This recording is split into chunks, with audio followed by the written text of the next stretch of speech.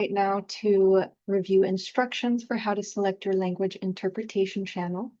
So I will pass it to Tanya from Lingüística to give those instructions. Thank you, Liz. Buenas tardes a todos. Bienvenidos a su reunión. Como siempre, queremos dejarles saber que ya tenemos la interpretación disponible para ustedes. Así que si ustedes desean escuchar la junta en español e ingresaron con una computadora, van a ver el icono de un mundo en la parte de abajo de su pantalla. Por favor, seleccionen ese icono y seleccionen el canal de español. También pueden silenciar el audio original para que nada más escuchen la voz del intérprete y no dos voces a la vez. Si ustedes ingresaron con un teléfono móvil o con una tableta, sus opciones se van a ver un poquito diferentes. Necesitan tocar su pantalla y buscar el menú de los tres puntitos que dice más o more en su pantalla, ya sea en la parte de arriba o abajo de la pantalla. Seleccionen donde dice interpretación de idioma. Después seleccionen español. Nuevamente, silenciar el audio original. Y por último, el botón que dice done, listo o finalizado. Si necesitan ayuda, pueden dejar sabernos en el chat para poderles ayudar. Y ahora vamos a dar esas mismas instrucciones, pero en inglés. Hello, everyone. Welcome to your meeting. This is just a reminder that, as usual, we are providing simultaneous interpretation for this meeting. So if you are a monolingual English speaker, we do ask you to please select the English channel. That way you can have that immediate interpretation. If somebody speaks in Spanish, you can have it in English. And if you're joining with a computer, you will see a globe at the bottom of your screen. Please select the globe and select English. If you're joining with a cell phone or a tablet, your options will look a bit different. You need to tap your screen and find the menu with the three dots, either on top or at the bottom of your screen with the word more. Select language interpretation, select English, and then select done. If you need any help, let us know in the chat so we can assist you to choose your channel. Thank you very much. Muchas gracias. Hello. Thank you. So we will just take another moment to put Tanya into the language interpretation channel. Give me a thumbs up when we have that ready. Okay. So hopefully by now everybody is in either the English or the Spanish interpretation channel. Please do let us know at any point in tonight's meeting if you are having any trouble at all hearing the interpretation in English or Spanish. Truly at any point of this meeting, even if it means interrupting somebody as they're speaking, we really do want to know that you are having these difficulties. Even if you think it might just be your computer, we really do encourage you to let us know if you are having trouble so that we can help make sure that you are able to listen and engage in the meeting. So just wanted to state that at the beginning for everybody. And thank you so much, Tanya and Diana, for being here tonight to interpret for us. So we will move through the rest of our logistics slides. Here we have our naming conventions, and these are particularly important in meetings like tonight when we have some decisions to make. So if you are a CSC member, we ask that you put CSC in your Zoom name. And for residents who are a part of our stipend program, please put the letter R.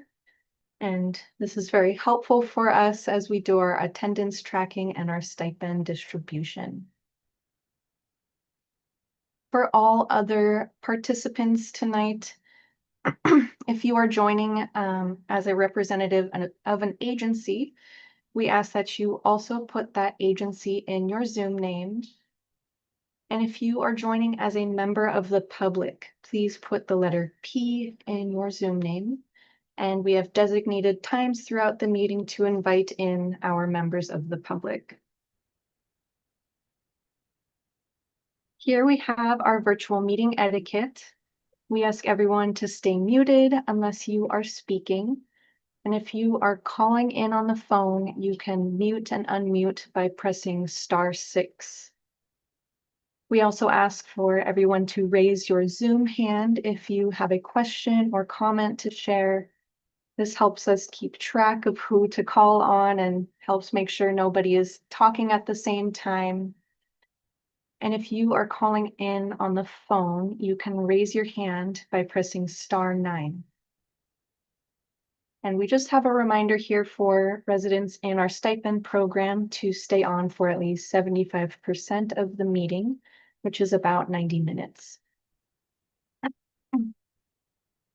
On this slide, we have a review of our group agreements, what we have all agreed on to have a productive discussion and respectful dialogue together. I won't take the time to read through each of these tonight, but really want to encourage everybody to make this as inviting of a space as possible.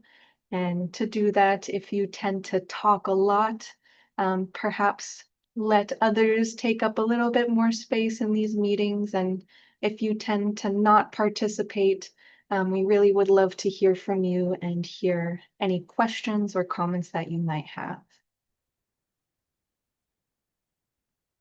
Here is our agenda for the evening. We have quite a few items for you all.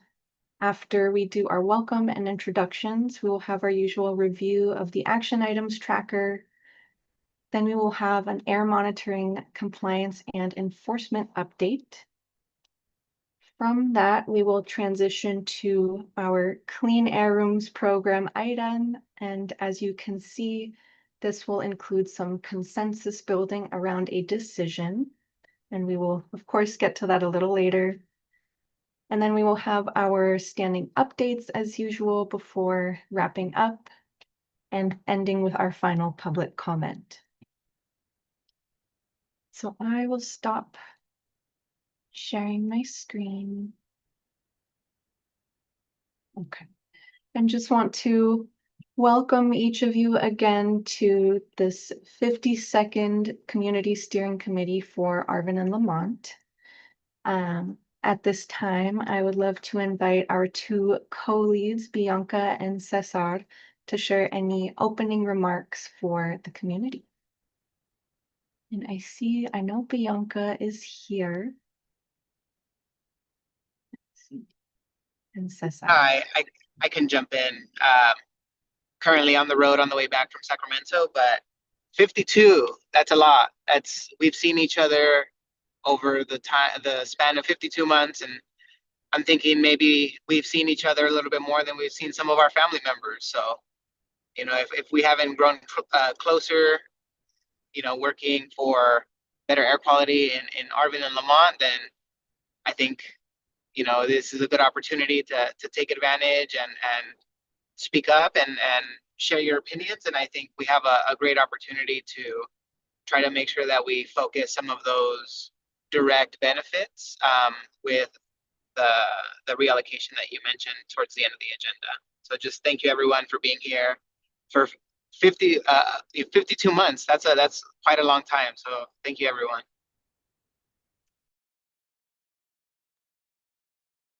Thank you so much, Cesar. It is definitely quite an achievement that we are all a part of this amazing work for 52 months. Yes. And Bianca, I just wanted to make space for you as well if you have any opening remarks that you would like to share. I wanted to echo what Cesar was mentioning. Sometimes we don't even count like the subcommittee meetings, the agendas. It's been a quiet ride, but I think it's been a fruitful ride. We've seen a lot of positive outcomes out of the 617. I know that in the city of Arvin, there's been some road improvements that it's a big achievement. And I saw it this morning actually, so I was very proud to see that happening. Also all the work, not just from the city to the county, everybody in between has done their own work. All the community members that were able to participate in the programs have been amazing. The Valley Can, everything in between has done a very good positive. The monitoring also, we've seen all the way from pesticides, all the way from PM 2.5, ozone, the reduction in the area has been tremendously. So I do appreciate, and especially the CSC, that every single month they come out and make sure that this is fruitful. We haven't had any diminish of any community members, so I do appreciate that each and one of them are putting their piece on this map with the AB 617. So thank you.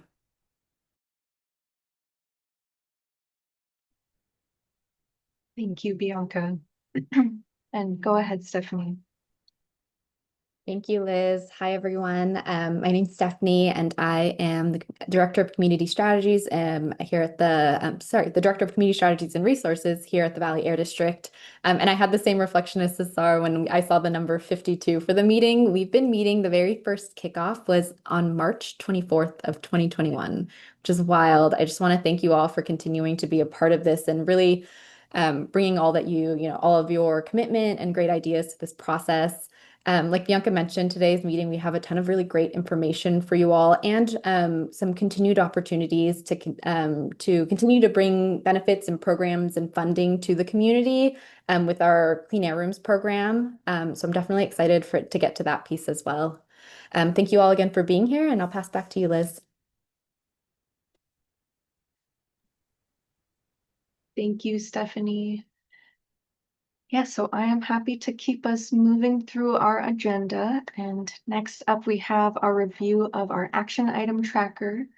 And as many of you know, we dedicate this time at every meeting to ensure transparency and accountability between the CSC and our agency partners so that you all are able to track the progress that is being made towards your suggestions.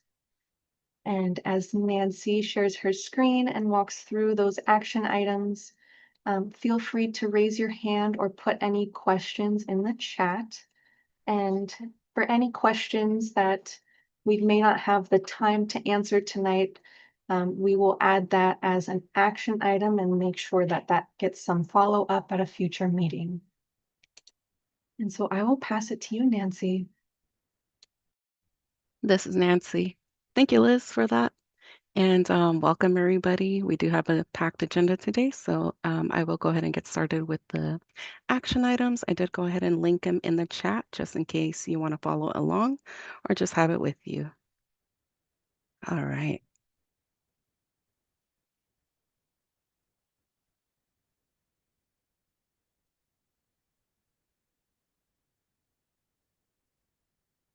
Okay. Can everybody see that? Yes. Perfect. Thank you. Okay, so these action items are a routine check-in from the previous meeting. And so let's begin. The section that we are going to be in today is going to be in the completed section. And this is all going to be from the July meeting. And so I'm going to start off with action item 51.1. This was in regards to the low dust nut harvesting equipment topic. And so we are actually, so the Air District has funding in Valley-wide program and is working on outreach to growers and businesses. And if you have any contacts that you'd like for us to reach out to, please let us know. You can, this ab617@valleyair.org email is our generic email that the whole team will get. But you can also email me directly or call me. I know that I talk to a few community members and, we get a lot of conversations started and, get a lot of, just so we can get a lot of action in the community. And the next action item is 51.2. The Air District will update the CSC on whether there are available resources to transport residents to clean air centers. And so after doing a little bit of investigation, we did go ahead and find some resources that are available to you all. So this first link here will take you to several areas that will list where they do rideshare services or just these types of services. And then two that are really great resources are the Lamont Dial a Ride. We also did provide a phone number for you so you can inquire about more information and how this works. And so we also included the Arvin and Lamont dial a ride, and as well included a phone number so you can get more information, for any routes, costs, etc. And then moving along, the next action item is in regards to our charge up vehicle charger incentive program. And so just a little information about this, or just a little reminder that this is geared towards agencies and businesses. And this program helps fund the purchase and install electric vehicle chargers for public use. And so anybody who's interested, that's a business or property owner of multi-unit dwelling. So that includes apartment complexes, condominiums, etc. If you know of anybody that we can reach out to, please give us a call, shoot us an email over, and then we will try to get in contact with them. And then lastly, we have this action item that's in regards to the CARB e-bike voucher program. And so there is a link where you can sign up to receive updates and any news about future application windows, just because as of now, there is no application going on. So I highly suggest and encourage you to sign up for these notifications so you can be notified when this application window opens. And so that concludes the action items for today. I am more than happy to take any questions in the chat or if you have any questions now.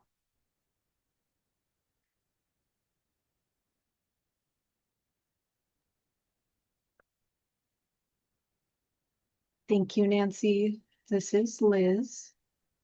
I don't see any questions or comments in the chat, and I don't see any raised hands, so I think we can transition from our action item tracker. Thank you again, Nancy. Thank you. So we can move along to our next agenda item, which is the air monitoring compliance and enforcement update item.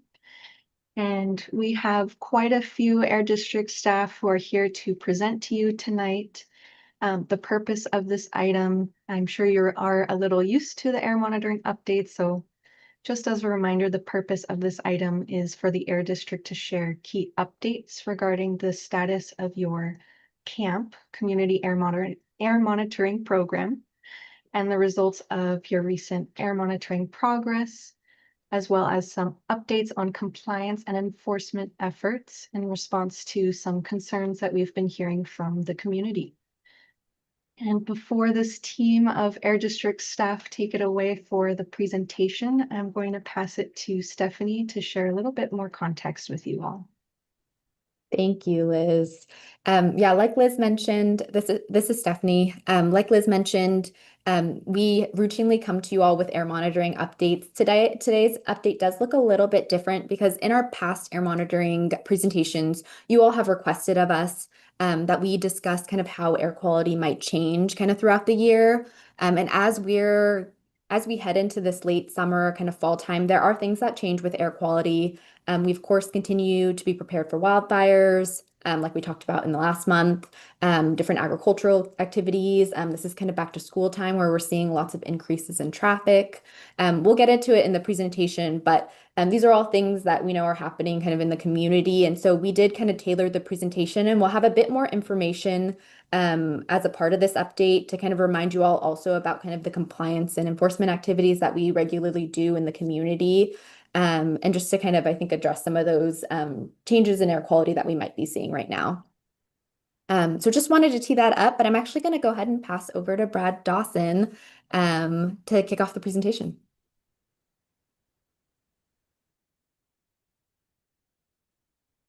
Great. Thank you very much. I think Nancy is loading it up for me right now. Thank you. Good evening. Sorry. Again, my name is Brad Dawson. I am the supervisor for our community air monitoring program here.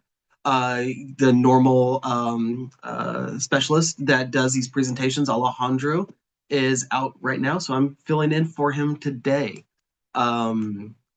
I'll go over some of our data, some of the things that we've seen in our Q2 PM 2.5 instruments, and then we'll be kicking it off over to Christella to do some compliance updates, and then I think Heather is going to end it with some OC updates as well, so or outreach and communication updates. Next slide, sorry. Again, just kind of a recap of everything that we are doing here at the district. We are continuing to conduct monitoring efforts in your community in Arvin and Lamont, and as well as some of the other areas such as Weed Patch. We are still working on trying to figure out a good site to put monitor at the DeGiorgio and Comanche area. And as well, we are still working with Alicante Elementary School to try to get a permanent air monitoring site at that location as well in Lamont. And also, just another recap, we always highlight this in all of our presentations. We do have an air monitoring van. So if there is a specific concern in a specific area, we can try to take a van there if a localized air monitor is not that close to that area. So I'm going to be going over the next couple of slides talking about our Q2 PM 2.5 averages that we've had. This first slide is just going to go over the whole quarter as a whole. That's April, May, and June of this year. And then we'll kind of break it back down into monthly averages and comparing it against the all the sites. And then we'll go down into 24-hour averages or daily averages. Here, we are showing the trends from our previous years. Q2 is traditionally the cleanest season that we experience for PM 2.5. So you can see compared to previous years, they're very similar to previous years at those sites. Arvin Community Service District, that our monitor there, did see a decrease. All of our sites were under that new 2024 federal PM 2.5 standard of 9 micrograms. That is an annual standard. We just add it to these charts just to kind of give an area where we can kind of judge where the air quality is at. So it's not a standard for quarters. It's just an annual, but we just use that something that we can base our values off of. Next slide. So here we can kind of see our months, and each bar is a different site that we have. We have added the Bakersfield, California site. That is a regulatory monitor operated by the California Air Resources Board. That's located in the center of Bakersfield, but we just brought that in just to kind of highlight that we are kind of seeing similar trends to even over there as well. And something that we can kind of take away from this slide as well is that PM 2.5 will increase into those summer months. So April was really clean. Going into May, we started seeing a slight increase, and then June, when those hotter months start coming around, PM 2.5 does increase, and some of those sites did exceed that 9 microgram standard. Again, that standard is an annual average that we use, so we take in all the data for an entire year to get those averages. Usually in the first presentation of every year, we will have a chart where we show what your annual average is, but we're still just using this as a benchmark to kind of judge where the air quality is at. Next slide.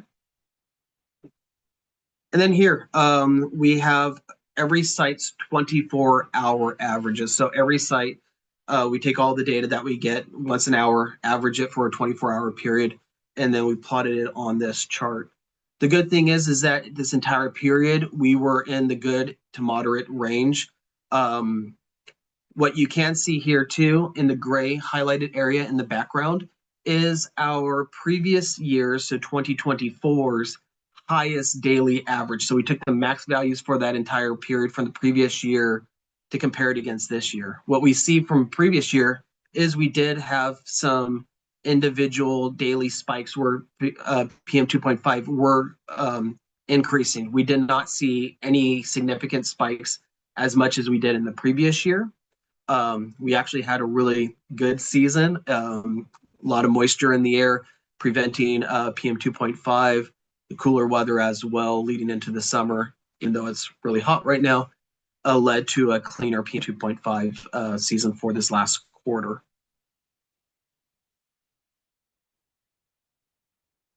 And just a couple of recap and updates.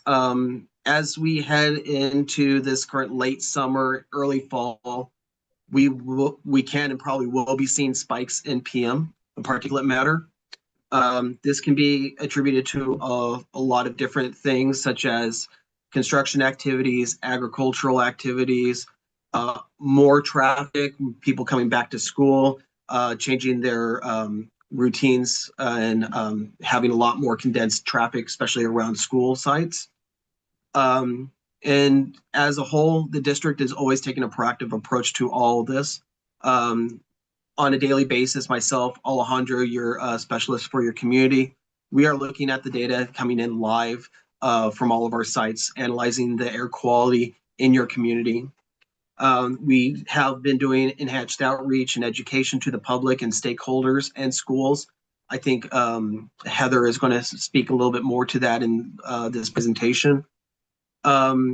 We have our compliance staff, Christella, who's here as well, who will be speaking on the compliance side, surveillance, making sure that we are prepared to respond to public complaints in a timely manner. And then again, targeted outreach and incentive programs, such as low dust nut harvesters and clean rooms program, trying to incentivize different entities and like farmers to upgrade their equipment to minimize their PM impacts as much as possible.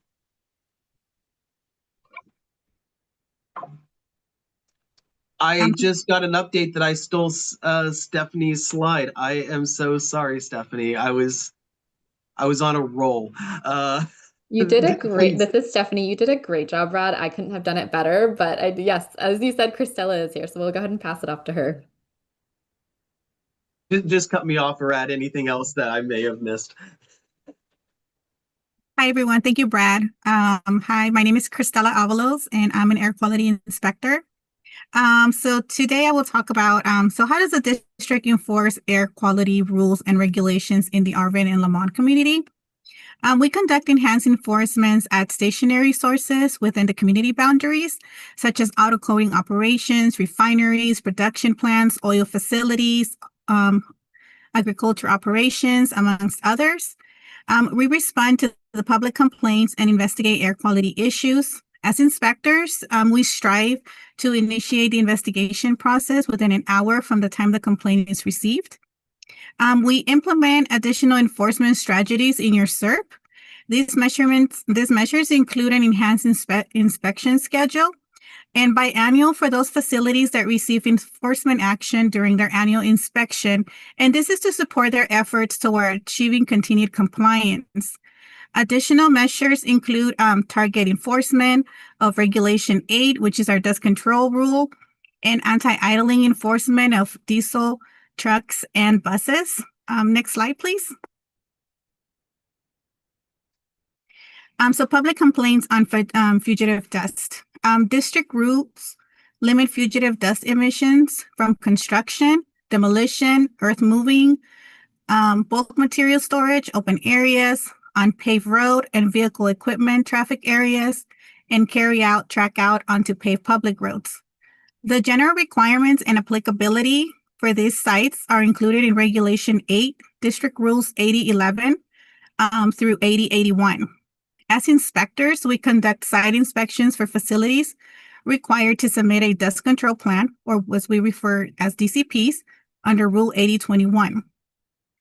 During these inspections, we ensure the facility is implementing the dust control measures outlined in their DCP, including those related to dust suppression, carry out, track out prevention, bulk material storage, and record keeping.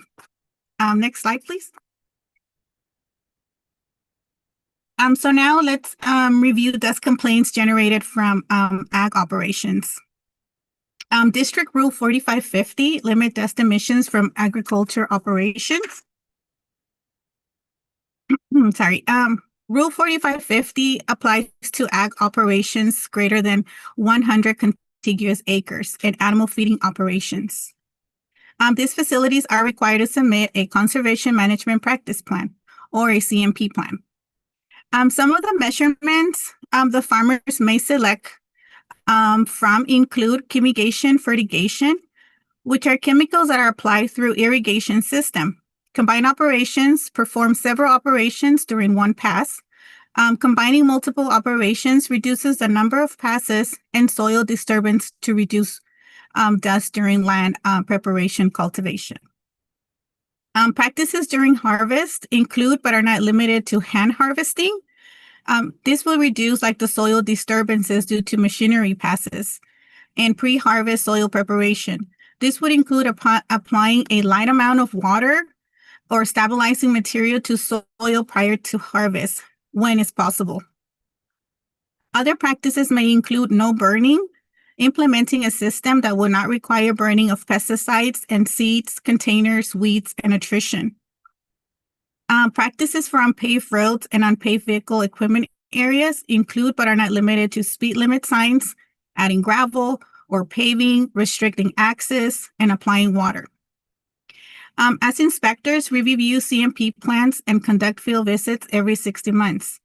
When we receive a complaint, we ensure the facility is implementing practices listed on their CMP plan, if they're required to have a CMP plan. If facility is not subject to District Rule 4550, we discuss voluntary dust mitigation measures with the farmer, such as frequent watering of unpaved road areas, additional dust mitigation measures that are recommended by the Agriculture Industry Board, as well as directing them to the district's incentive program, including the low dust nut harvesters. Next slide, please. So how can you file or share a complaint with the district? The district operates a robust complaint response program. Complaints are addressed promptly and giving the highest level priority of district field staff. And as inspectors, we contact the reporting party typically within an hour of receiving the complaint, but often it is much sooner.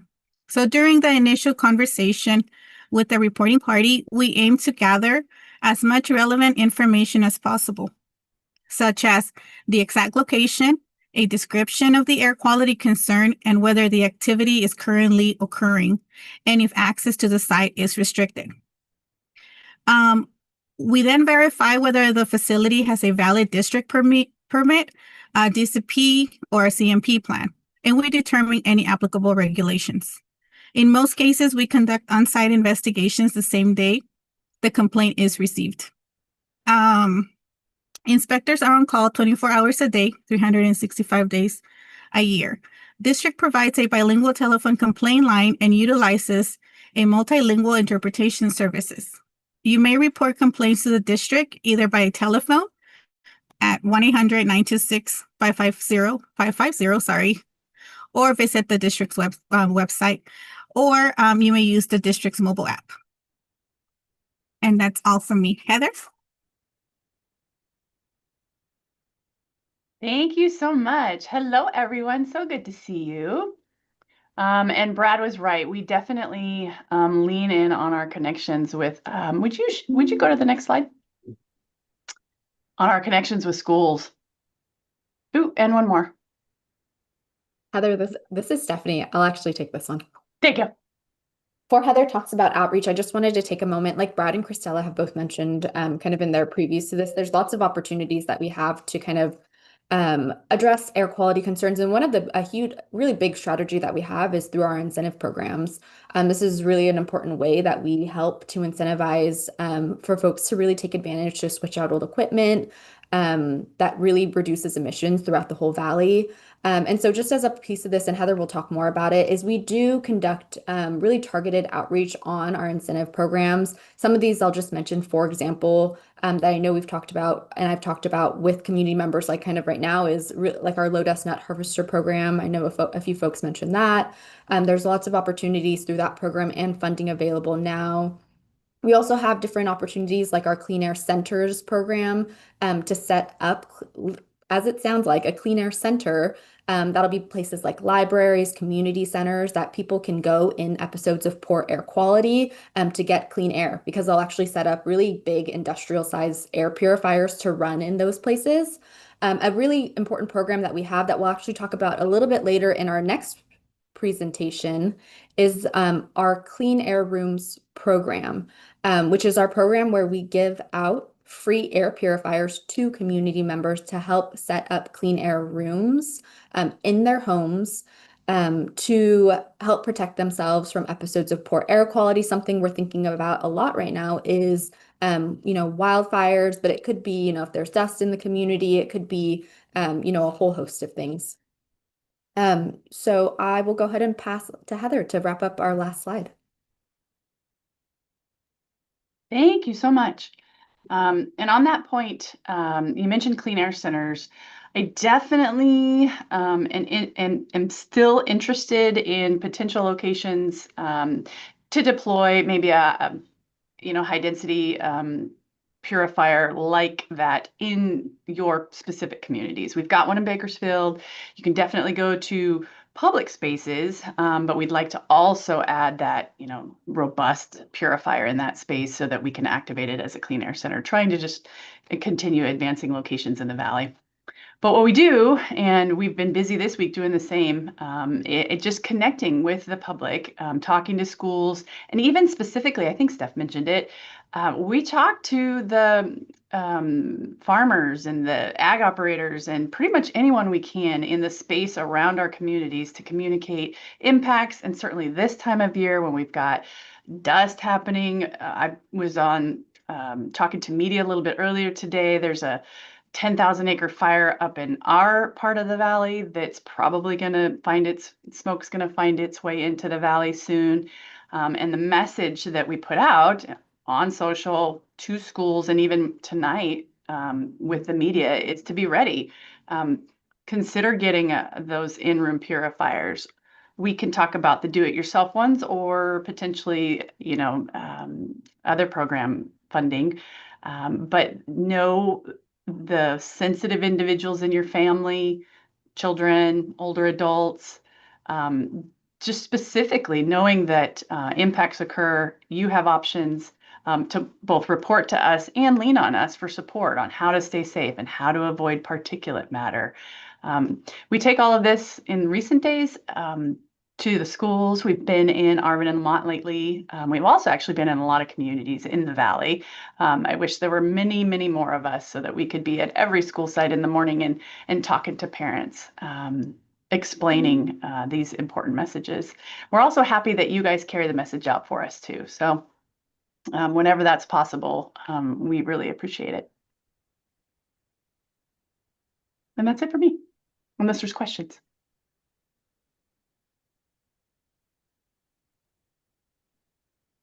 Thank you, Heather. This is Liz. We do have a few questions. I think the order I am seeing is Cesar first, and then we have a question from Emma in the chat, and then we'll go to Bianca. So go ahead, Cesar. Yeah, thank you. And thank you for all the great information. I had two questions. I think one for Brad on the PM 2.5 numbers is something that Heather actually mentioned. I'm just curious to know how much the wildfires have affected the PM 2.5 and if there was any, like days or weeks or any episodes of time that show, how we were directly affected by wildfires. And I have another question for Cristela on some of the compliance stuff. I believe earlier this month, the fence line monitoring system for the Kern Energy refinery passed the threshold like 6 times in like 8-hour period. So I'm wondering if the Air District can give us an update on why the levels went above on the fence line monitoring and, like what came of it. Has it been remediated?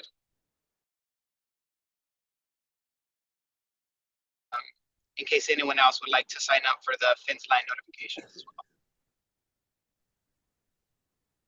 Thank you, Cesar. I'll kick off with the PM 2.5 question first, I guess. Yes, again, we're kind of presenting on quarter two. We didn't have any wildfire impacts during this quarter, but talking more recently, we are starting to see some smoke being affected. We are seeing an upward trend, and you're like, okay, yeah, it's kind of coming up, it's coming back down.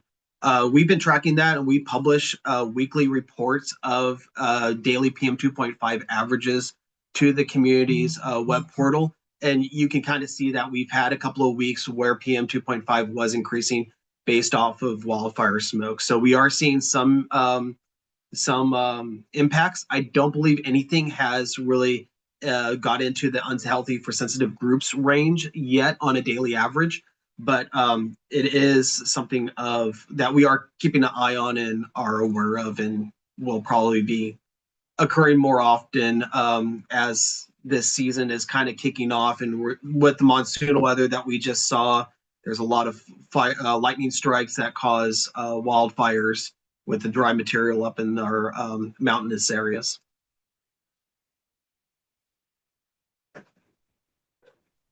Thank you, Brad. Thank you, Brad. This is Heather. And just to kind of continue on that front, in the general sense, we've been fairly fortunate this summer. Even the fire that I was talking about today, the Garnet fire, it's about 10,000 acres in the foothills of Kern County. It was much deeper and steeper terrain, so it's a little bit further away, and it's created its own, I learned from our meteorology team, pyrocumulus cloud, which in and of itself is okay. You can look out there and see this massive cloud rising, but the good news is it's rising. But for those of you that have relatives or live yourself near like foothill communities, the eastern side of the valley, we expect in the morning for it to smell a little bit like smoke, certainly more in the central region, and maybe even ash, floating down from that massive plume that hangs out up in the atmosphere. The good news is if you can see it up in the atmosphere, hopefully you're not breathing it.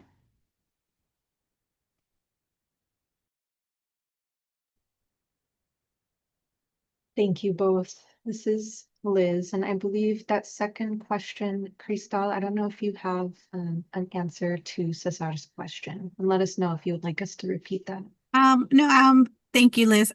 Yes, Cesar. All I could tell you right now is I will follow up with you, and the team, with regards to the question. All I could tell you right now is, Kern did suffer a network communication, a power outage. So it's still being investigated. But like I said, I will follow up with the team and get back to you. Okay. Yeah, I think if the whole CSC can get the update, I think it'd be good, just because there's a few folks that live in the community that's adjacent to the refinery. And I think it'd be beneficial if we all heard the updates. Thank you so much. This is Stephanie. We can track that as an action item for the district to follow up on.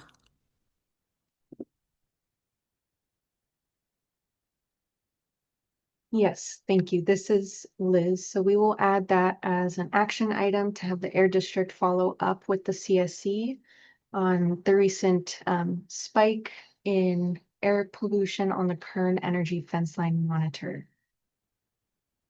And we will add those notes that you're just sharing in the chat, Emma. So the next question that we had was from Emma in the chat. When are CMPs required, or what kind of industries or growers require a CMP? Maybe if you can restate for the group what that acronym means as well.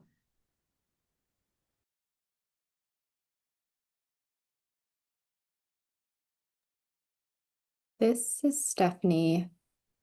Christella, is that something you can answer? Yes, so the District Rule 4550 applies to farmers that are growing 100 contiguous acres or more. And it basically applies to, commercial agriculture. And CMP stands for Conservation Management Practice Plans. So it's CMPP.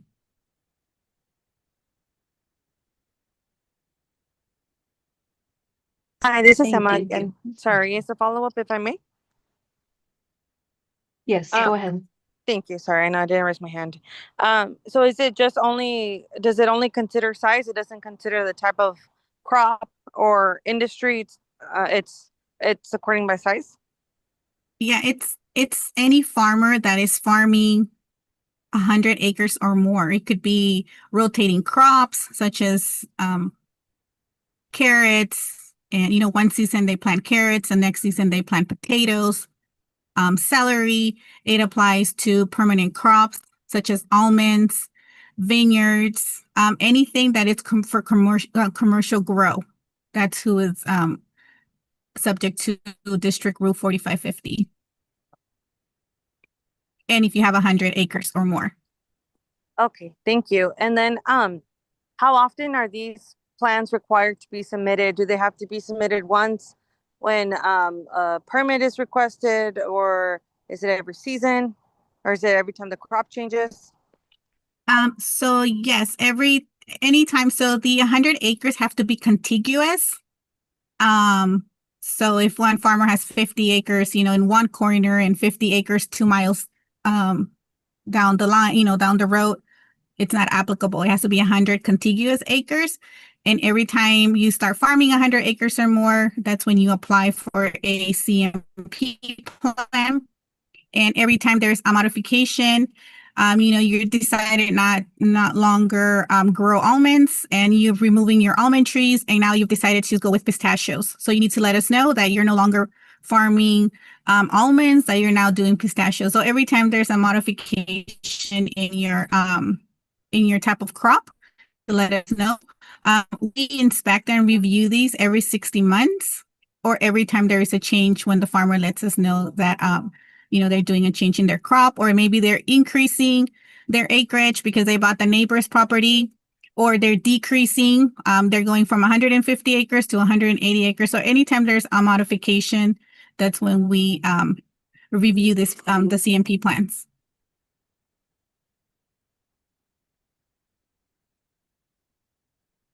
Thank you. This is Liz. Really appreciate the great questions. We have a couple more, and next up is Bianca. Go ahead. I actually wanted to follow up a little bit on what Emma was mentioning, and I do have a couple more questions.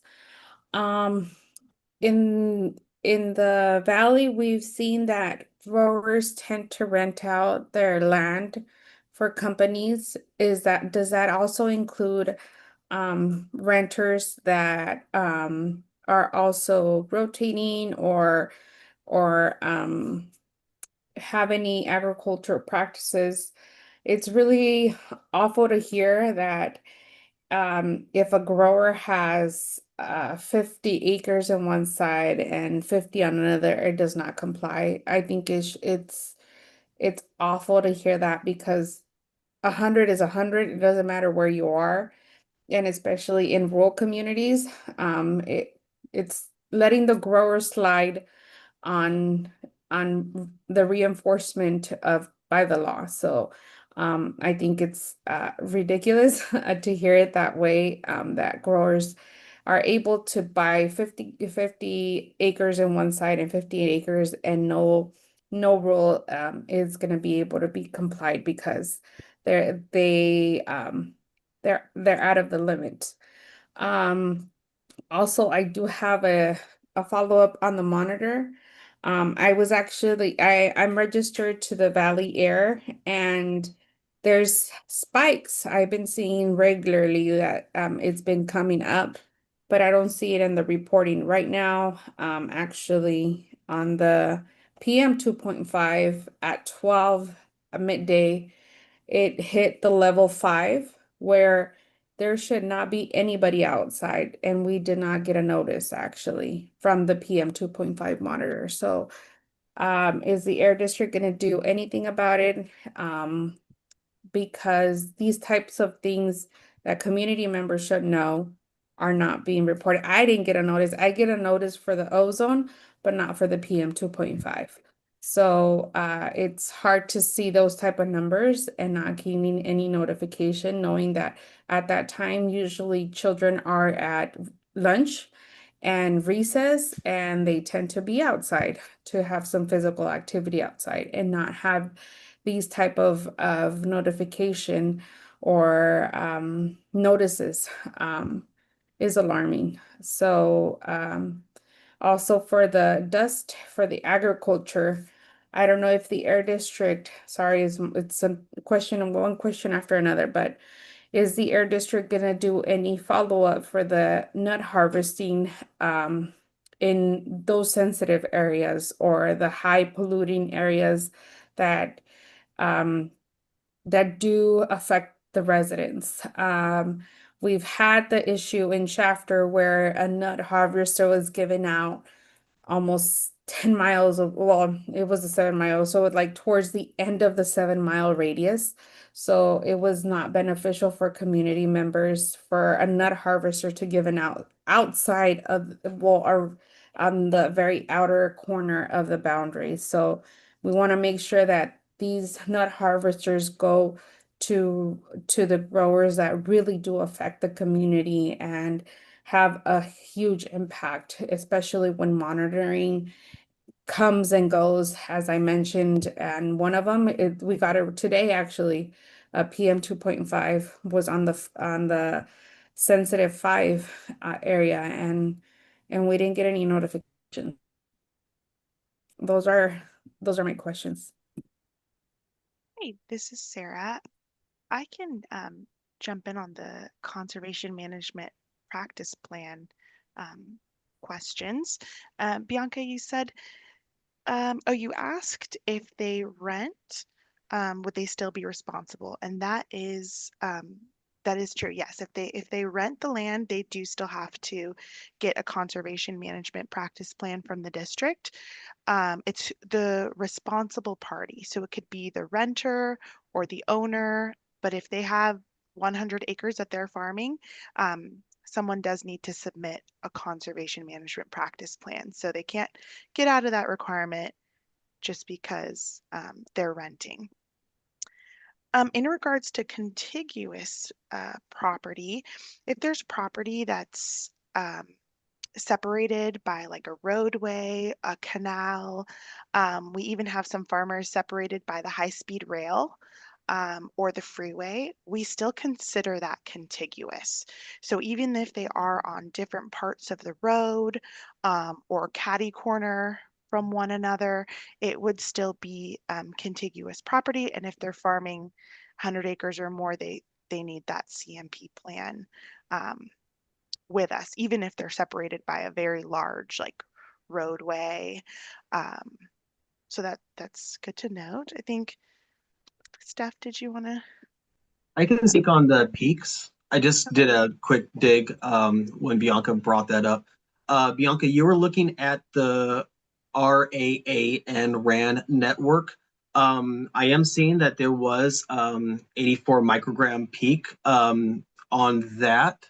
But we're speaking about the community monitors that we've actually installed in the Arvin and Lamont area. And I reviewed all those. The hourly values were between level 1 and level 2 events on all of the community monitors that we have in the Arvin and Lamont area. So there wasn't that big a spike, and I'm kind of interested in seeing where this value came from. There was a gap in data as well. So I'm wondering if whatever was pulling from that site, there may have been an instrument error or something else, because it was just a single point and then it shot back down. But when reviewing all the monitors that we have deployed in the community, if you look at the community monitors, they have all been within the level 1 and level 2 for today. This is Stephanie. Thank you, Brad, and thank you, Sarah, for adding to that. I wanted to also touch on the question that Bianca had regarding outreach on low dust nut harvesters, and that we are doing outreach in a couple of different senses of, our grant staff does have regular contact to different manufacturers, and then also they're reaching out to kind of, folks in the community that can take advantage of the program.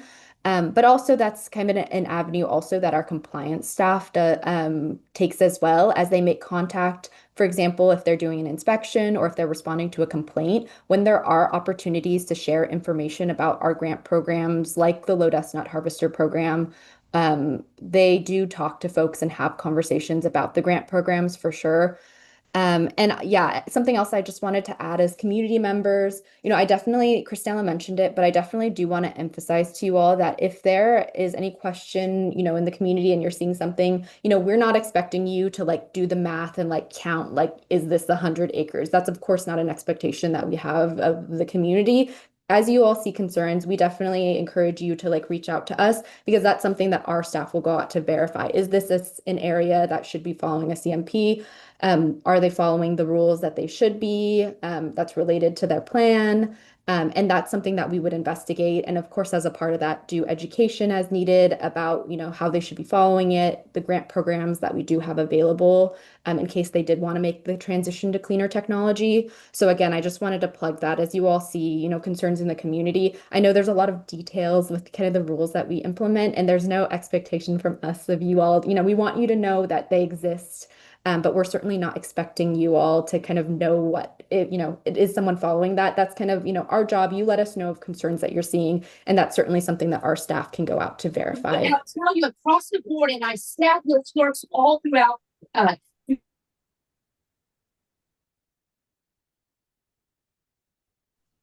She's cutting out. Can't hear her. I think that was somebody who accidentally unmuted. But was that the end of your comment, Stephanie? Okay. So I see we have a couple more hands up and we are getting towards the end of this agenda item, but we will take these last two comments. And Mario, go ahead. Yeah, I was gonna say that I was seeing the refinery right here in Lamont. I think they are building an air monitor. Mario, Yeah. sorry to interrupt. Your audio is hard to hear you. Could you get a little closer to the mic? Oh, let me get this. Can you hear me now? Can you hear me now? It's a little faint. I'm not sure if our interpreters would be able to Nope. hear you. Nope. No, we can't hear you, Mario. Can you hear me? I'm sorry. That's all right.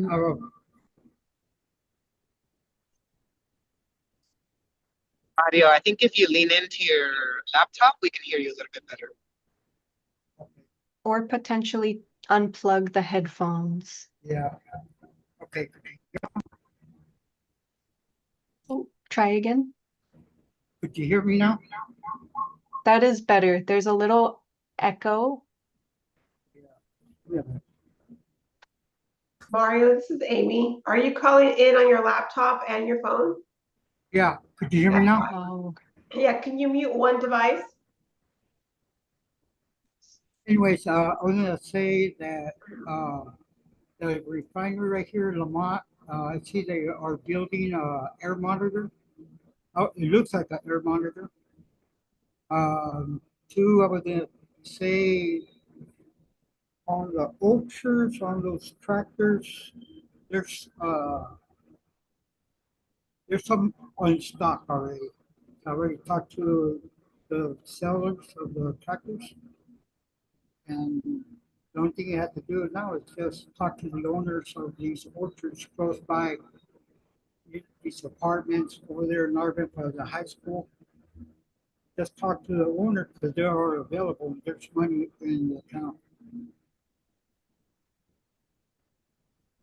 Mario, it was a little hard to hear you. I am sorry, but it sounds like you were sharing that regarding the outreach on the almond low dust nut harvesters. I can't hear you.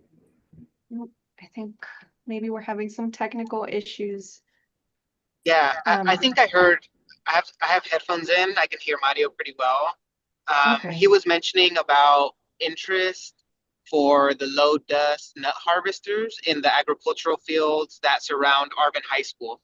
And he was interested in having some outreach done to the owners of the fields because he thinks it'll benefit most in that area because of its proximity to the high school. Did I get that right, Mario? Yes. Okay, sweet.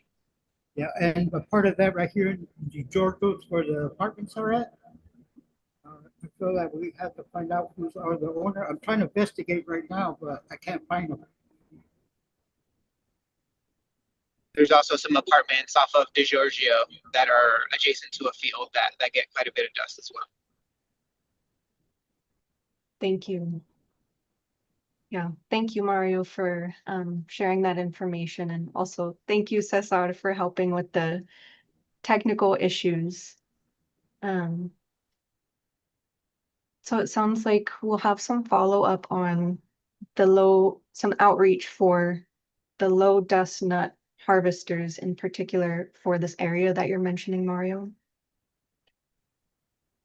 And I see we just have one more hand from Cesar that we'll take before we have to transition to our next agenda item. Thank you. I think Cristela may have mentioned like an 800 or an 8,000 series of rules where some of the like dust mitigation live. I think just a clarifying question is, does farmland that's less than 100 acres, do they have to have dust mitigation as well, or is it only if they have 100 or more acres contiguously?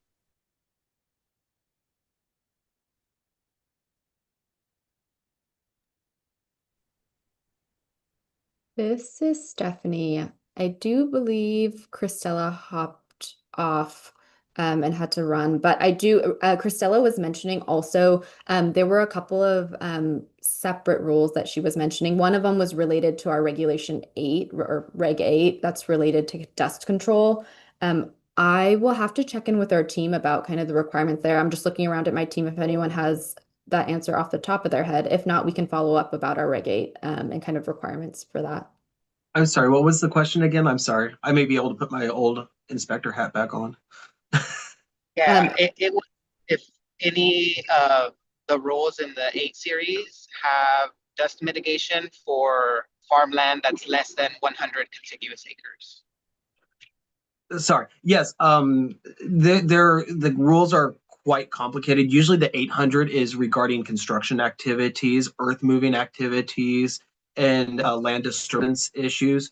It can get into the murky area where it can apply to lower areas or lower sized fields, less than 100 acres. The 100-acre rule for the Conservation Management Practices Plan was specifically focused on active farming activities. And usually those activities are quite large and they have a lot of properties. That's why that 100-acre was chosen as kind of a benchmark for them to commit to lower dust activities for their farming practices. So there are certain cases here and there that do apply. It kind of what I would say is if you have a concern, if there is dust being produced, give us a call. That's our job to figure out if they are applicable for the rules. Do they have a current plan on file with us that we can use and say, hey, you already have these permitted conditions based off of the rule, and that you're in violation of this or you're in compliance of it. That's up for our inspectors to decide. So I would say when in doubt, if you're in question of something, please give us a call and then we can do the legwork and make sure that what rule, if it's one of the Reg 8 rules, 8,000 series, or the CMPP rule, what applies for which land and property. Definitely complicated. Okay, thank you for the feedback. Yeah, it gets complicated.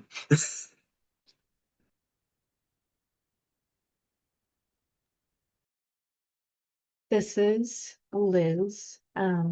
Thank you for all the questions. And yes, this is very complicated, and we are very fortunate to have this team of experts here to help explain all of this to us non-experts.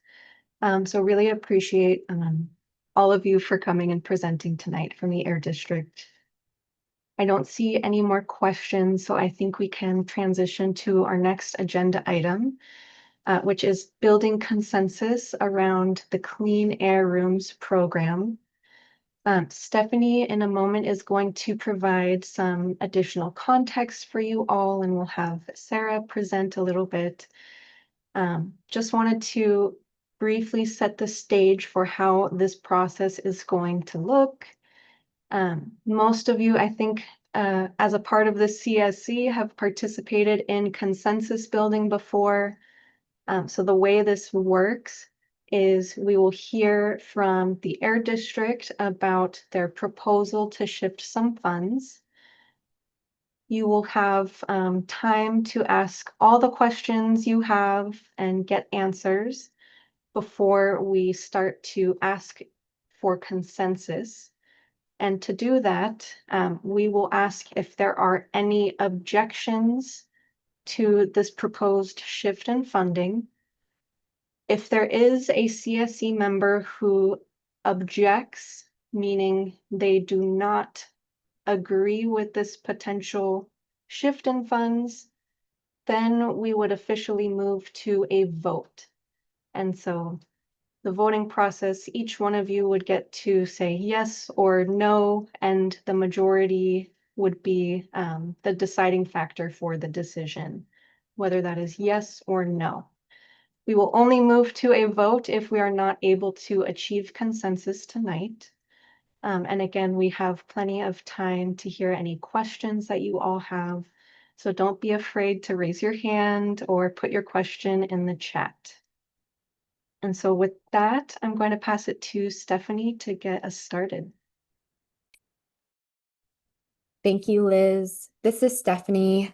I just wanted to provide some context for this item and kind of where it's coming from.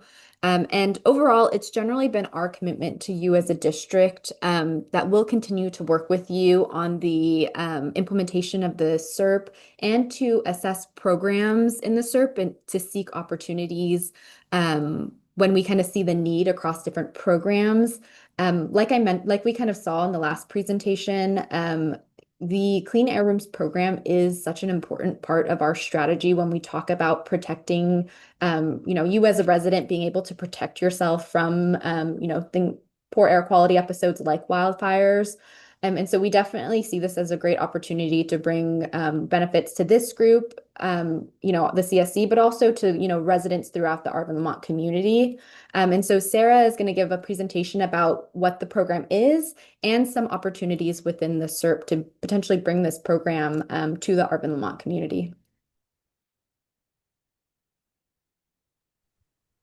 This is Sarah. Thank you so much for that introduction, Stephanie. Let me share my screen.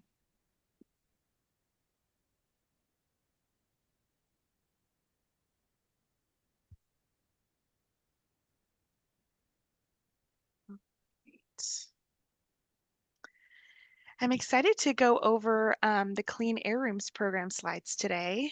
I will go through, or actually, sorry, can you guys see my screen, the presentation? Okay, perfect. I'll go through all of the slides and then I'll take a pause at the end to answer any questions you all may have before we move into the consensus building. First, I'll talk a little bit about the program, how it works, our successes with distributing these air filters valley-wide, and I'll move into how we can make this program a dedicated program for the Arvin Lamont AB 6 and 7 community. All right. Our Clean Air Room program is a grant program where we distribute free air filter units to disadvantaged or low-income households throughout the valley. It was developed to protect residents from smoke events like wildfires.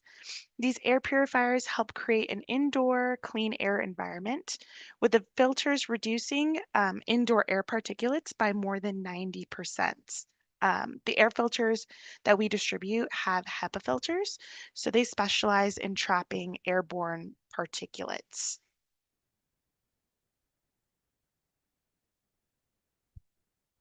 Since we launched the program in 2022, we distributed over 24,000 free air purifiers throughout the valley.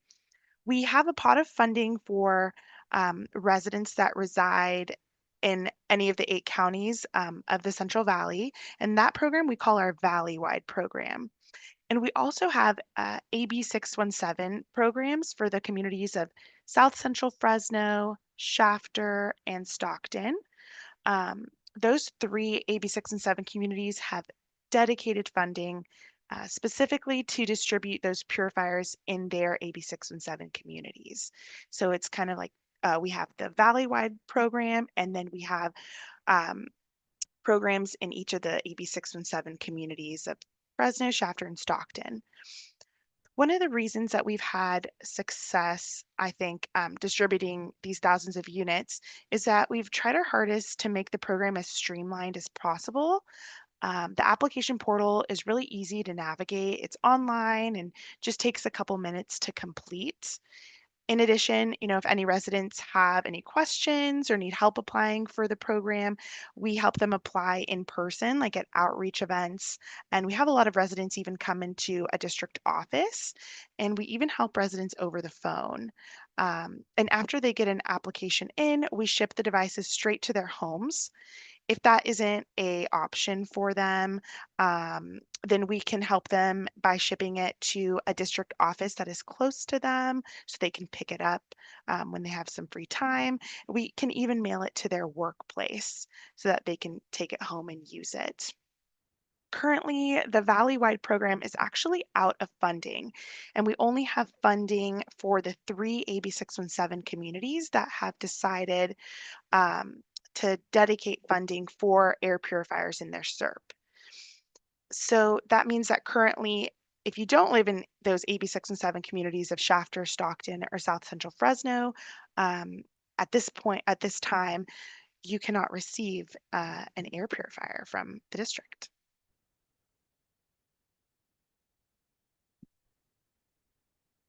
Since that Valley-wide program is closed and the your community of Arvin, Lamont doesn't have a dedicated SERP measure for distributing for free air purifiers, residents of your community cannot currently apply and receive an air purifier. And we wanted to recommend some funding shifts to have a dedicated program in the community. This program would allow folks in the boundary to still receive units, even when our Valley-wide program is closed like it is right now. It would look just like the Valley-wide program. So the purifiers would still be shipped directly to residents' homes once we receive an application and proof that they do live within the boundaries. That proof is like a driver's license or a utility bill, something that ties the resident to the home within the boundary.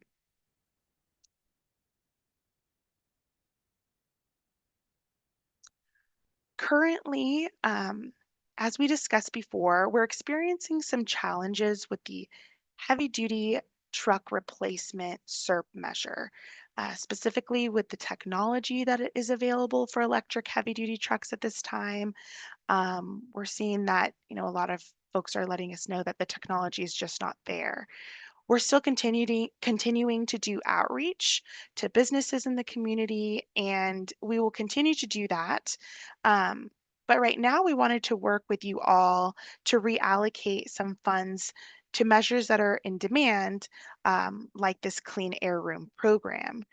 So we have the opportunity to move 250,000 of this 3.7 million that's dedicated to trucks to support free air purifiers in the community.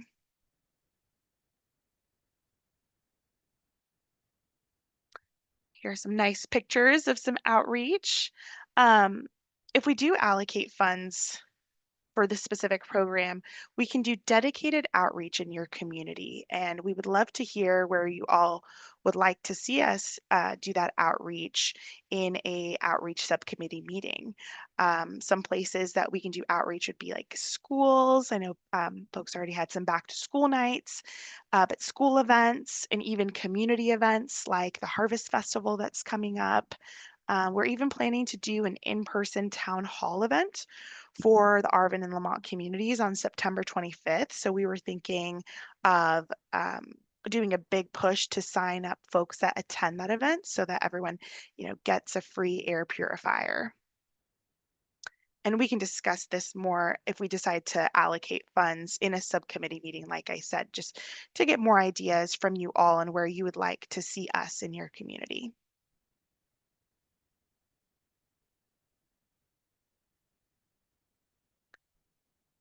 And this is just a summary slide. We would like to reallocate $250,000 from the $3.7 million that are currently available for heavy-duty trucks, to replace heavy-duty trucks. If we do move funds for this measure, we can provide air purifiers to over 1,200 households in the Arvin and Lamont communities. So that's a lot of households that can have free air purifiers. If we are not ready to move money at this time, we won't make this a dedicated program, and we will just have to wait until there are more valley-wide funds available for your community. Right now, we don't have valley-wide funds, like I mentioned, and we don't know when we will get those funds. But we will definitely notify the CSC when those funds are available. So those are our two options there. I will open it up to questions. Let's see. Mario? Do you hear me? Mario, I'm so sorry. It's very difficult to hear you. Could you hear me? That's Oh, better. that's better. Okay. Yeah, that sounds so good and everything. Hopefully we could vote on it or maybe agree on it. And I was gonna say if we could have people go to Fuller Acres to maybe knock on doors or something. I thought that people would know about this program and maybe Wood Edition where, they don't get a lot of information and we patch. And, there's certain areas of Lamont and Arvin. Arvin got some spots too that, that people don't know about these programs. And hopefully something good comes out of this. That's all I want to say. Thank you. I'll Thank respond to you, that, Liz. Mario. Go ahead. Oh, thank you. Hi, Mario, and everyone. I know we've talked about this before, but I want to remind you, we do have mini grants available. So if we move in the direction of this program, we definitely can lean in on potentially connecting with community organizations, nonprofits, folks that would consider and maybe do that work anyway, like the door-to-door or the the flyering and reaching out to the community. We also have options that we've tried in our other AB 617 communities. We had some success with a postcard to residents, throughout the area. So rest assured, if you choose to go in that direction, we can put full energy behind it, and would enlist your support with potential funding for an agency or a nonprofit to help us do that door-to-door outreach. I would like to see person to person better because when you send out flyers in the mail, a lot of people don't pay attention. Right. And I am one of them. Right. Yes. Understood. Yes. It takes a lot of mediums. We call them mediums, forms, direct mail, social media, a note on the TV, your neighbor telling you. We need it all. So yes, agreed. Thank you, Mario. Yes, thank you, Mario. And this is Liz.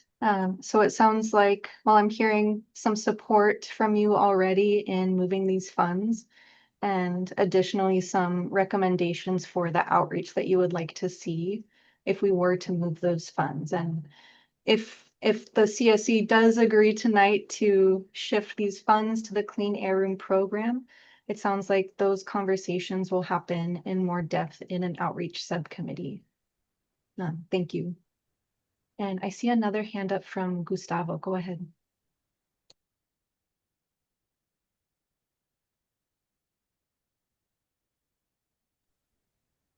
Gustavo, are you there? You're still muted.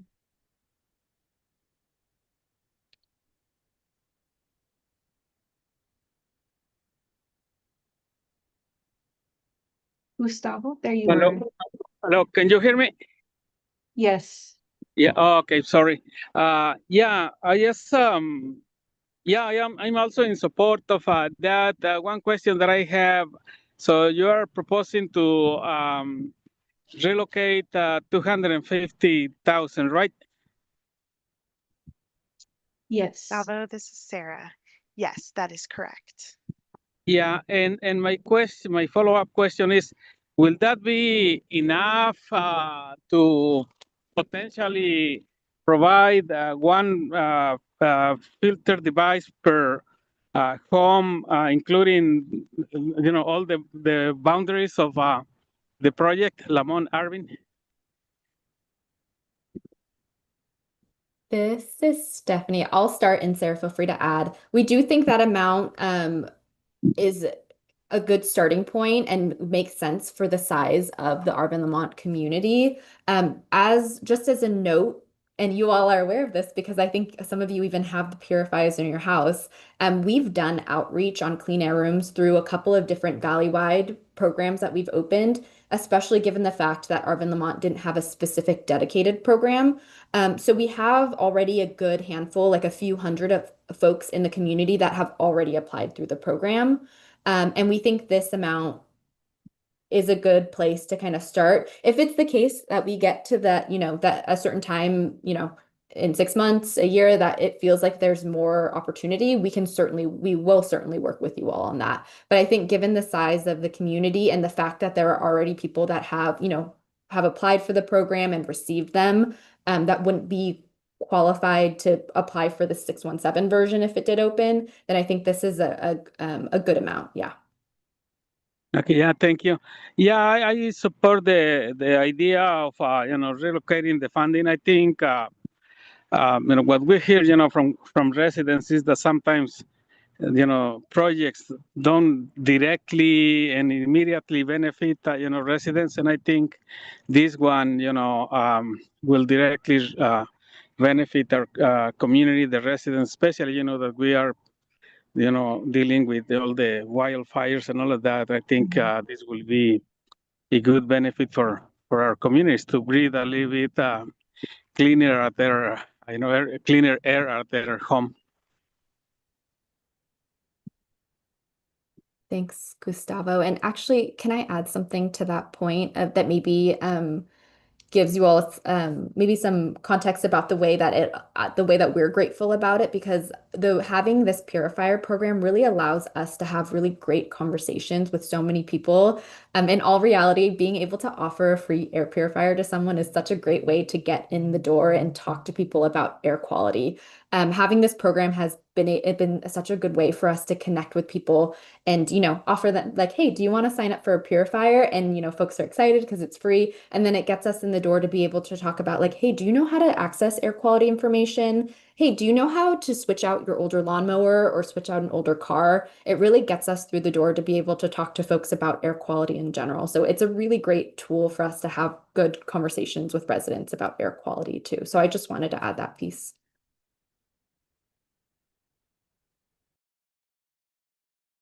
Thank you, Stephanie. This is Liz. Just want to thank you for adding that extra context. I see one more hand up from Francisco. Go ahead.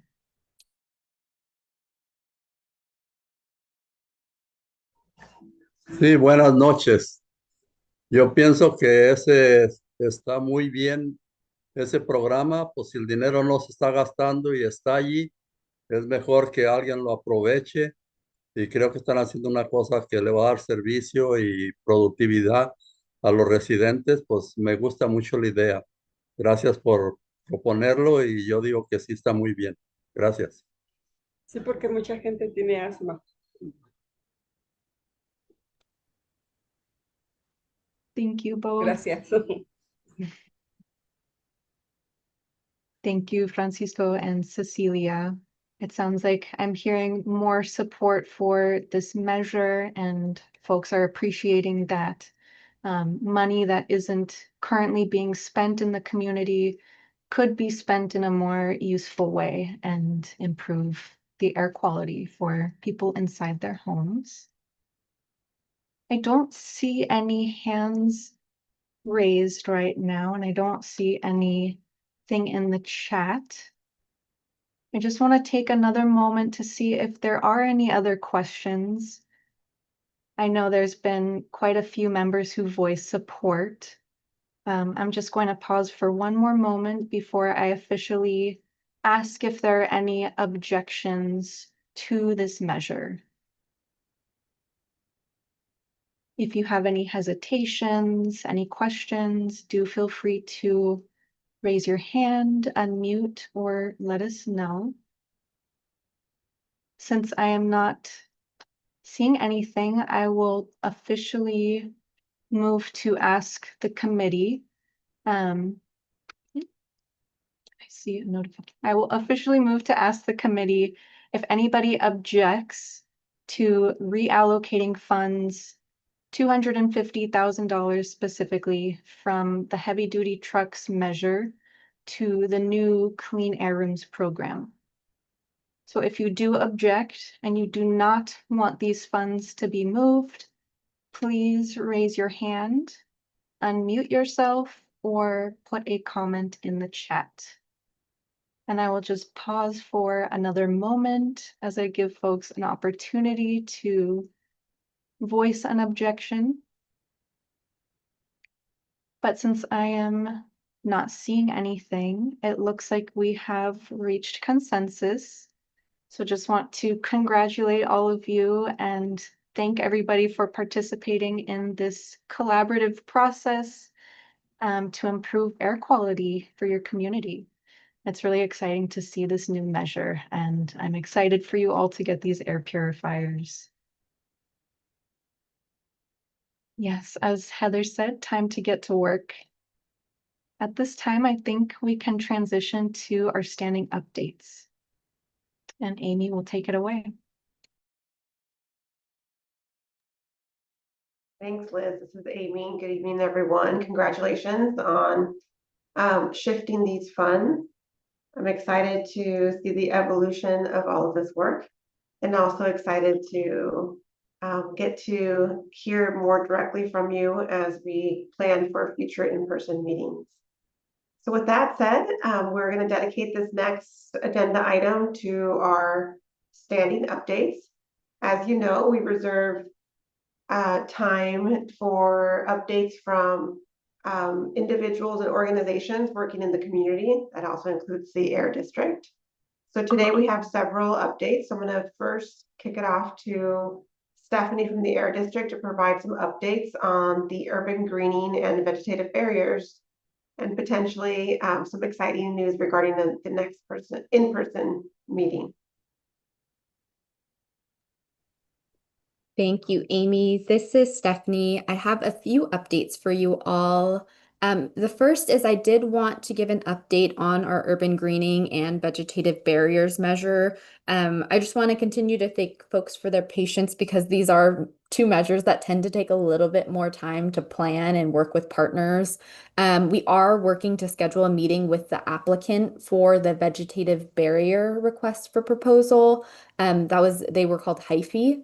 And so we want to meet with them to discuss the updates that they made to their proposal. And then once we have that meeting, we'll be able to bring, some additional updates to the CSC. We are also working on putting together again, it's called a request for proposal. It's the same process we went through for vegetative barriers, but it's essentially a process by which we find someone to implement or actually do the work to plant the trees. So we're working on putting that document together for our other greening measure, which is urban greening. And we will bring updates to the CSC once that document is available. The other update that Amy hinted at and Sarah also discussed is we are really excited to share that we are planning an event in the community. We're calling it Pathways to Cleaner Air, a community town hall. We are planning it in partnership with the city of Arvin.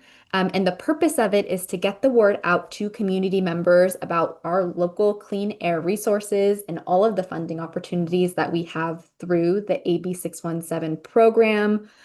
Some of the things we'd love to do is be there to sign people up for the November mower event. Now that the CSC has approved the Clean Air Room program, we will bring staff there to sign people up for the air purifiers, kind of all of the cool incentive program opportunities that we have. We also want to bring on other agencies that kind of do similar work to us to be able to share all of their great information with community members. You all are definitely kind of the first to know about this, and the event, like Sarah mentioned, will be on Thursday, September 25th. It's actually right after our CSC meeting, so you all will be seeing a lot of us that week. It'll be from 5 to 7 at Faro Church. And we will plan to share the flyer out with you all in the next couple days. That way you can share with your neighbors and your friends and family, so that they can come to this event and come learn about our programs. It's going to be fun. We'll do some raffle prizes and have lots of folks there to chat with you all about how we can continue to get community members involved in clean air solutions in the community. Thank you. This is Amy. Thank you, Stephanie. Any questions or comments or reactions to that?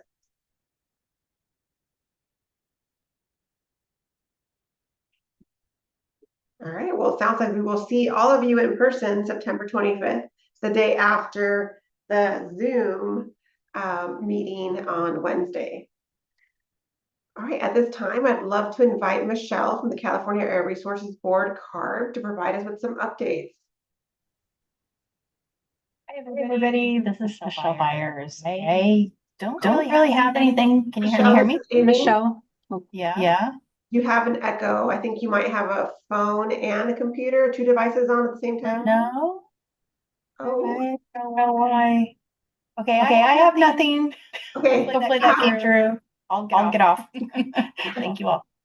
Sorry for translation team. If you were hearing doubles, it's a double echo there. So I'll just wrap that up. So thank you, Michelle from CARB at this time has no updates. If updates do get released, we'll make sure to send those to you via email when the Air District sends follow-up.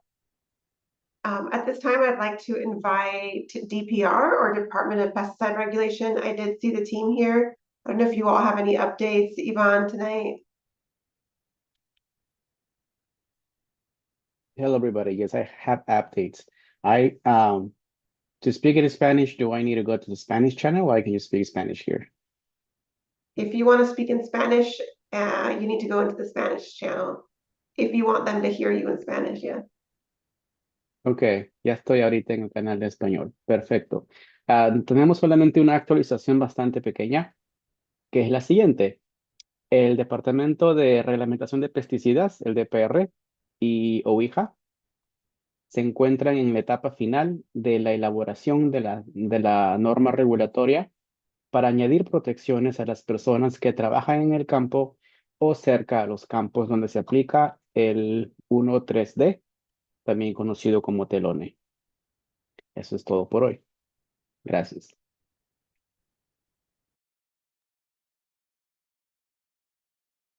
This is Amy. Thank you so much, Yvonne. And I see that Mario has his hand raised. Mario, go ahead.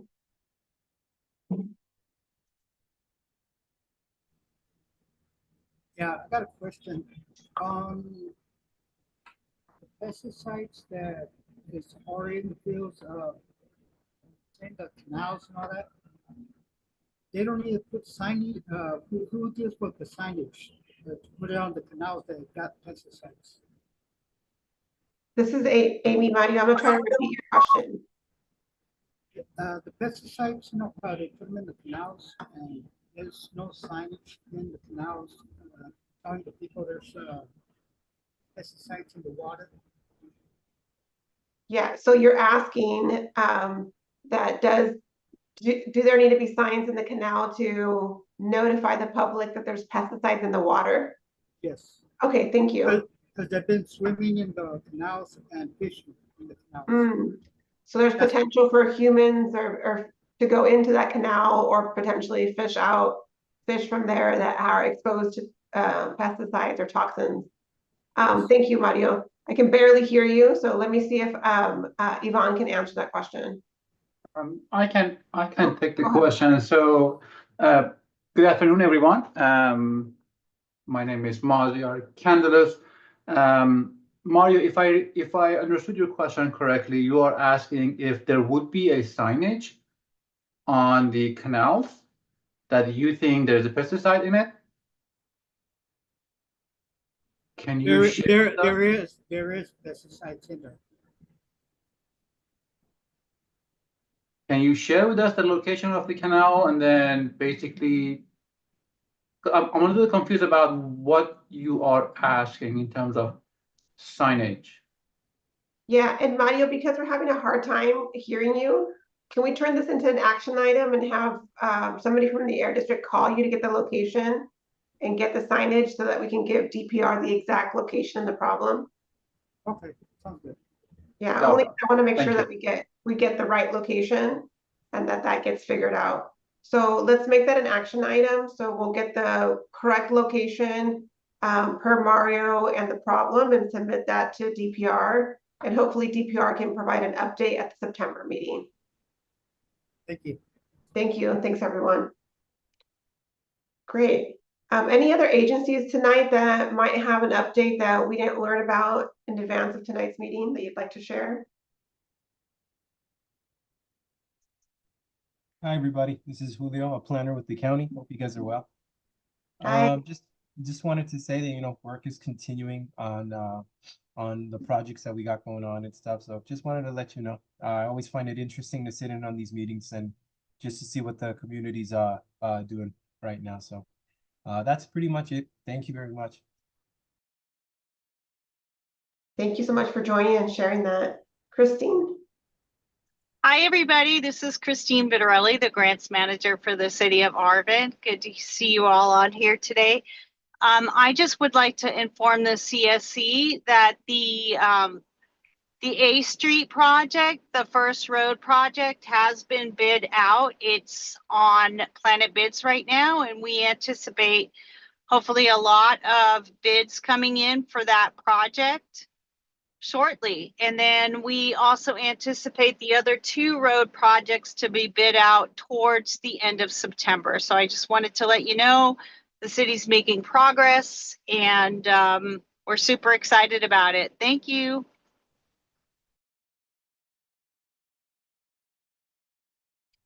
Thank you so much. Appreciate it. And I see in the chat that Cesar put a link to the Lamont. Maybe that's the river that Mario was talking about. Yeah, there's a picture of the canal near an ag field that Mario was talking about. It's one of the many that people use to recreate. Gotcha. Okay, perfect. Thank you for posting that. So maybe in the meantime, DPR can start looking into that. Can I, so thank you, Cesar, for the picture. So was this communicated with the ag commissioners, and has there been any response from them? Because always, if there is a pesticide issue that the first step is talking to the ag commissioner to see what is their response. They have the kits, they can go and do the sampling for you guys. Have you ever did that communication? What was the response from them? Yeah, the picture's old. So that specific instance was managed, but I think Mario was talking about general signage in canals near agricultural fields, letting people know that the water is unsafe. And the pesticides was one of the reasons that it would be unsafe. So he was wondering who would be responsible for that. Is that the county? Is it the ag commissioner? Would it be DPR? Who would be most The directly first responsible step is for that always signage? ag commissioner. If they feel that's something that we need to be involved, then we can talk about it. Again, if you have any communication with ag commissioner, and then if they told you anything, we can talk about it. But it's just saying that the canal has a pesticide, unless they go and do a sampling and says, hey, this canal has a pesticide. I'm not sure what else the ag commissioner even can do. If the question in general is there would be a signage for all the canals to say there are pesticides in the canals, I don't think that there is such a regulation. Okay, yeah, I think that answers the question. Because Mario had been forwarded information from the State Water Board that shows sampling from the canals near Lamont that did have higher or elevated. Can Mario share that one? Can Mario share that one with the Ag Commissioners or our enforcement? Mario, do you know when who got those information and what was the response? I got that for him through the Ivan network, so I can share that information. Okay. Now, again, if you can share those information, I can talk to our enforcement to see, what has been discussed. Wonderful, thank you. Of course. Thank you both for an excellent demonstration of collaboration and solving in the moment. This is super important. It's quite disturbing to know that children especially and people are getting exposed to these waters that are potentially very harmful and can cause many health long-term health impacts. So thank you all for finding that solution. Mario, did you have an additional comment? See your hand. Yeah, the thing is, too, there are fishing in these canals, and there are eating the fishes are contaminated with this chemicals and all that. Then people getting sick with these fishes, but they don't got no signage, like to tell them, hey, you can't eat the fish. Yeah, this is Amy, Mario. I hear you. It's an absolute problem. So we will work on the next steps. We'll document the next steps that were recommended tonight. And then hopefully we'll have some updates on some of the mitigation efforts that can or cannot happen in the next month. Can Amy, if I may, if you heard the whole question or anyone, if we can get that question emailed to us, I would really appreciate it so I know exactly what I should communicate. Will do. Thank you. Thank you. Appreciate that. We will follow up with you. All right, thank you everyone for sharing and for continuing to be advocates in the community and ensure that the agencies who join these meetings are really aware of what the community experiences and what are some of these exposures that continue to happen in the community. With that said, we're going to transition to wrapping up today's meeting. So during this time, I'm going to ask my colleague Liz to share her screen to confirm the next series of meetings that we have scheduled. So those of you who are CSC members and regularly attend these meetings should have on your calendar a meeting for the next agenda setting meeting. So that is scheduled for September 4th at 4 o'clock. That is the time when we hear directly from any CSC member who wants to provide input on what the agenda topics should be. So for example, even some of the discussions from tonight could be recommended as agenda topics for the next meeting. And then our formal next CSB meeting will be held via Zoom September 24th at 5 o'clock. So during the same link, same time. And then just as a plug for the in-person meeting, we'll see you the next day in person in the community. All right, as you know, as part of our commitment to accountability and transparency, we do document the action items that were listed throughout the night. So today we did take down note of several action items, and those are also shared on the screen. And as you can see here, the Air District is going to provide an update on the recent, so probably August 2025 spike in pollution measurement on Current Energy's benchmark monitor. So we should hear that update at the next meeting. And we'll also provide an update on outreach efforts for low dust nut harvesters. Again, hoping to get that update at the next meeting. And DPR will follow up on potential signage to address community concerns regarding pesticide runoff in the canals. And we put potential here because we want to make sure that we document all of the questions from tonight. And so this might change depending on the follow-up that we receive at the next meeting. All right, with that said, I'm going to go ahead and open it up to public comment. Anyone else have any comments or concerns to bring up at this time? We also invite individuals from the public that are joining us tonight to provide any updates? I see, Mesa, you're unmuted.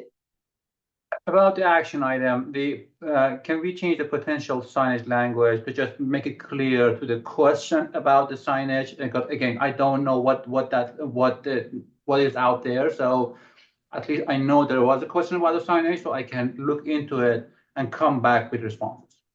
That sounds good. We can make that modification. Absolutely. Thank you for that. Of course.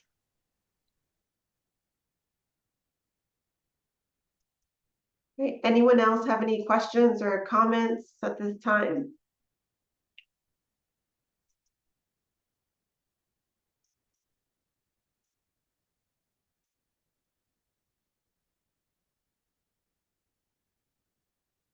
All right, well, I'm not seeing any questions or comments on the chat.